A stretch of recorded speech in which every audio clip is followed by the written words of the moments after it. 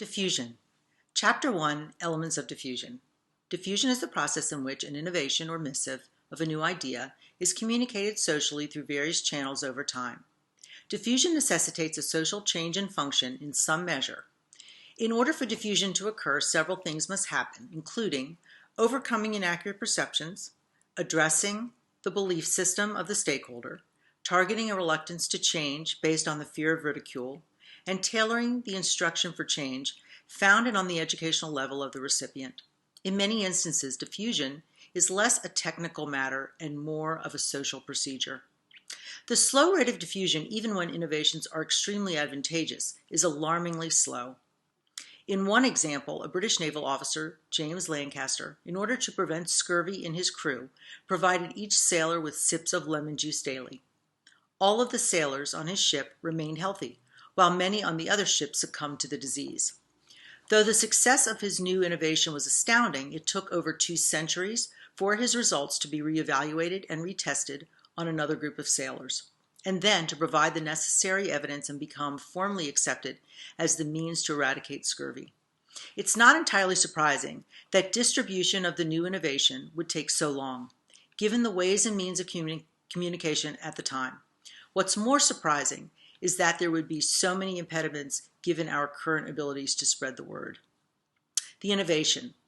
The perception of newness of the idea relies on the affected individual. The various types of innovations will be discussed in future chapters.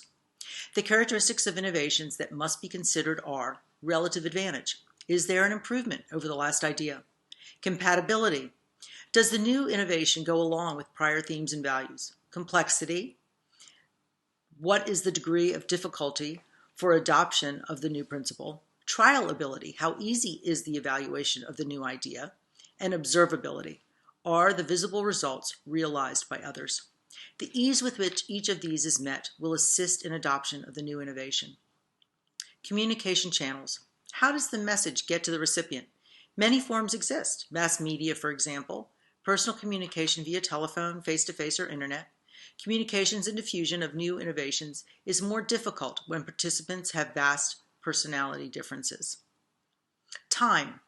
The decision process required to adopt an innovation relies on several factors, including knowledge, persuasion, decision, implementation, and confirmation. A social system consists of interrelated groups, organizations, or individuals that function around a specific structure or structures, guiding distribution of innovation or hindering such. Those within the system participate in a variety of ways to incorporate the new idea into standard procedure.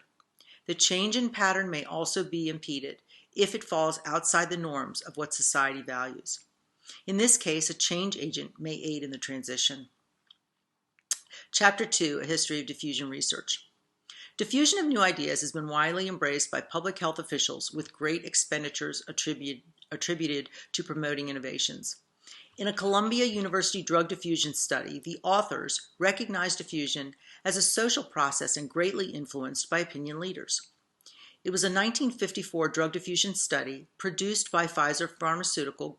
It was a grant to determine if medical journal advertisements prompted prescribing of the new drug, tetracycline. Interpersonal friends and social networks of opinion leaders expanded the acceptance of the drug. Physician isolates, those with little association to the network, were slower respondents to the delivery of the pharmaceutical. At the end of the day, personal affiliation and communication influence prescribing practices most. Chapter 10 reviews innovations in organizations. Often innovations are undertaken by individuals. However, many innovations occur on the organizational level. Innovation process studies stress the implementation stage of innovation, which is more complex than adoption. There are 3 types of innovation decisions: optional, which is a choice to adopt made by an individual; collective, where the decision is made by a consensus and then followed by all; and authority, where the decision is made by a relatively few individuals in power positions and all employees must comply with the decision.